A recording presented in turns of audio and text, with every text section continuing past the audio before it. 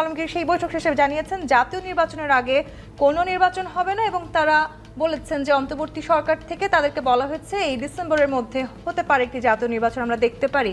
বৈষম্য বিরোধী ছাত্র আন্দোলনে আপনারা যারা নেতৃত্ব দিচ্ছেন আপনারাও কি তাই চান এই বছরের ডিসেম্বরে নির্বাচন হবে? ধন্যবাদ রাজকাহনকে, আমার সহ আলোচকদেরকেও ধন্যবাদ জানাচ্ছি। দেখেন একটা গণ অভ্যুত্থানের মধ্য দিয়ে অনেক রক্তের বিনিময়ে অন্তর্বর্তীকালীন সরকারকে অবশ্যই যে কোনো স্টেটমেন্ট দেওয়ার আগে সরকারকে আরও বেশি সচেতন হওয়া উচিত। আসলে এই দেশের মানুষ কি চাচ্ছে সেটা আগে আরেকটু ভালোভাবে অনুধাবন করা উচিত।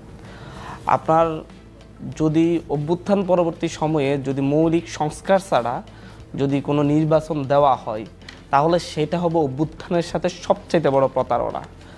আপনার যদি 5 দিনের মধ্যেই যদি মৌলিক সংস্কার সম্ভব হয়, যদি 5 দিনের মধ্যেই যদি আপনার গণহত্যাকারীদের বিচার হয়, যদি 5 দিনের মধ্যেই গণহত্যাকারী দল হিসেবে আওয়ামী লীগকে নিষিদ্ধ করা হয়, যদি 5 দিনের মধ্যেই নিশ্চিত করা হয়ে যায় 14, 18, 24-এর মধ্যে যারা 24-এ যারা ইলেকশন করে আওয়ামী তন্ত্রকে প্রতিষ্ঠিত করেছে, ফ্যাসিবাদকে প্রতিষ্ঠিত করেছে, যারা ওই সময়ে ভোট চুরি করে উপজেলার চেয়ারম্যান, ভাইস চেয়ারম্যান হয়েছে, ইউনিয়ন পরিষদ চেয়ারম্যান হয়েছে, যাদের বিরুদ্ধে এরকম অভিযোগ আছে, এরকম কমিশন গঠন করে 5 দিনের মধ্যে তাদেরকে আগামী নির্বাচনের জন্য নিষিদ্ধ করা যাবে, তাহলে আমি মনে করি 5 দিন পরে ইলেকশন হোক।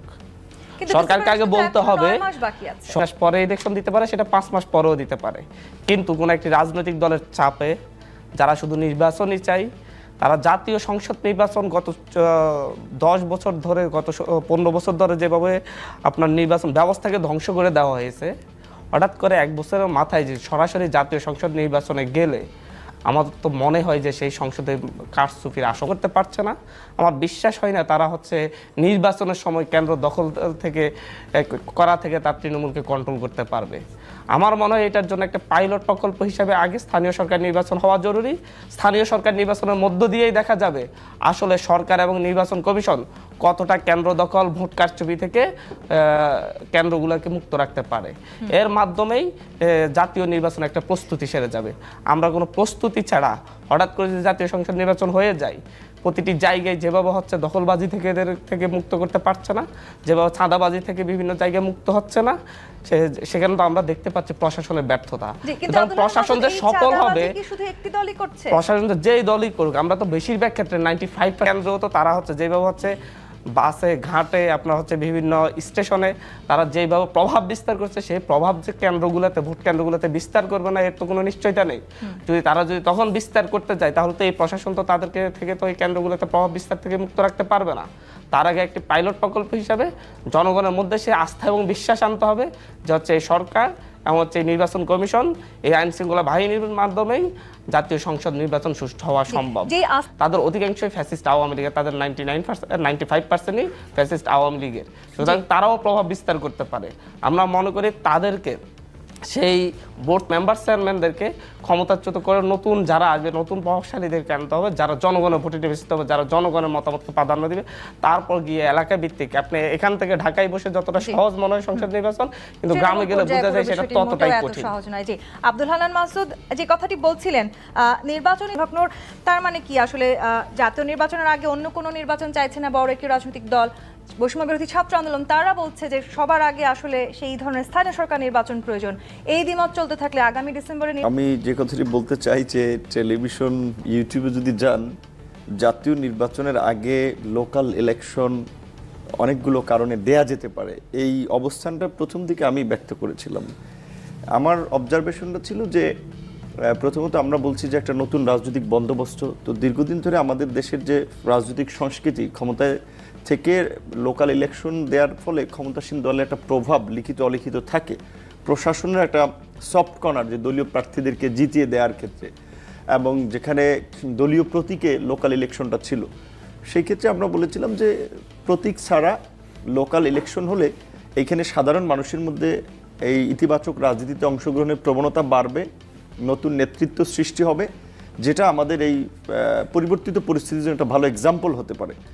এবং পরবর্তীতে জাতীয় নির্বাচনে যে সরকার আসবে তারাও অনেক ক্ষেত্রে দায় এড়াতে পারবে, কারণ লোকাল ইলেকশনে যে হাঙ্গামা, কেন্দ্র দখল, নানান রকমের তাদেরকে প্রশ্নবিদ্ধ করার চেষ্টা করা হবে, সেই ক্ষেত্রে যারা ইলেকটেড গভর্নমেন্টে আসবে, ধরেন অনেক ক্ষেত্রে সম্ভাবনা বিএনপির, তাহলে বিএনপির মতো একটা দলের আমি মনে করি যদি তারা সরকার গঠন করে আগামীতে, তাদেরকে কিন্তু অনেক চ্যালেঞ্জ ফেস করতে হবে।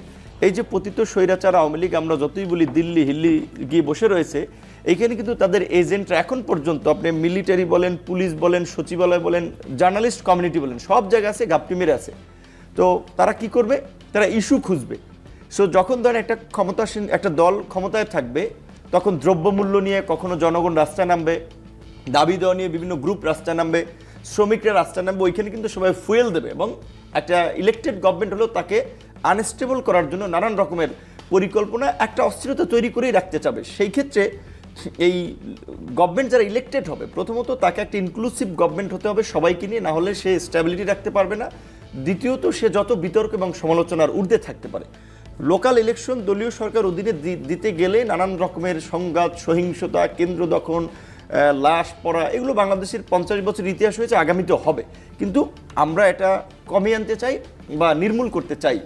সেই দিক থেকে আমরা বলছিলাম যে লোকাল ইলেকশন হতে পারে। তাছাড়া এই প্রশাসন দিয়ে যে একটা জাতীয় নির্বাচন করার মতো ফিটনেস এই প্রশাসনের আছে কিনা, কারণ আপনি লক্ষ্য করবেন যে ঢাকা শহরে পুলিশ মাঝখানে প্রথম আলোতে একটা ছবি এসেছিল, কমান্ডিং অফিসার যে সে বলেছিল একটু তারা লাঠিচার্জ করবে না, কিন্তু একটু ভাব নিবে যে পিটাপিটি করতে চায়, যেটা মানে একটা মব হতে হয় কিনা, একটা ভয়। এবং এই বিশেষ করে এই জুলাই গণ অভ্যুত্থানে পুলিশকে যেভাবে ব্যবহার করা হয়েছে এবং জনগণের মুখোমুখি দাঁড় করিয়ে তাদেরকে এবং জনগণের গণরোষের মধ্যে অনেকে যে মৃত্যুর অভিজ্ঞতা থেকেও ফিরে এসে একটা মেন্টাল ট্রমা, পুলিশ সহ আমি মনে করি ল এনফোর্স এজেন্সি গোপালগঞ্জে আমি মনে করি তাদের মোরালিটি ব্রেকডাউন হয়েছে। যে তাদের মোরালিটি বুস্ট আপ করতে হবে, তাদেরকে এনার্জেটিক করতে হবে। তার জন্য বিভিন্ন প্রক্রিয়ার মধ্যে দিয়ে সাইকোলজিক্যাল ও কাউন্সিলিং এর প্রয়োজন আছে। আপনারা বলতে চাচ্ছেন যে লোকাল ইলেকশন করা যেতে পারে, এটা আমার ব্যক্তিগত জায়গা থেকে শুরু থেকে আমার এই প্রস্তাবনাটা ছিল। কিন্তু একই সাথে আমি কিন্তু এই পর্যবেক্ষণটা দিয়েছি, এখন এইখানে বিএনপি একটা বড় রাজনৈতিক দল, এই গভর্নমেন্টের স্থিতিশীলতার জন্য কিংবা দেশের এই পরিস্থিতিতে তাদেরকে বাদ দিয়ে কোনো সিদ্ধান্ত যদি আমরা নিতে যাই, সেটা আর একটা সংকট তৈরি করবে। কাজে এই জন্য আমরা বলছি যে সীমাত পার্থক্য তৈরি হচ্ছে, সেটিও অনেকটা স্পষ্ট হচ্ছে। ব্যারিস্টার নাসির উদ্দিন অসীম, বিএনপি তৃণমূলকে কন্ট্রোল করতে পারছে না, সরা নির্বাচন আগে চাইছেন, আবার অপরদিকে প্রেস সচিব বলেছেন সব রাজনৈতিক দল। আপনাকে এবং সহ আলোচক, দর্শক শ্রোতা যারা দেখছেন, আসলে একটা বিষয় কি, পতিত স্বৈরাচার মরহুম এরশাদ সাহেব 9 বছর দেশ শাসন করেছিলেন, ওনার রাজনৈতিক দলের কোনো অবস্থান ছিল না। আমার সহ আলোচক আব্দুল হান্নান মাসুদ যে কথাটা বললেন যে স্থানীয় সরকার নির্বাচনটা আগে দরকার, প্রথম বাহন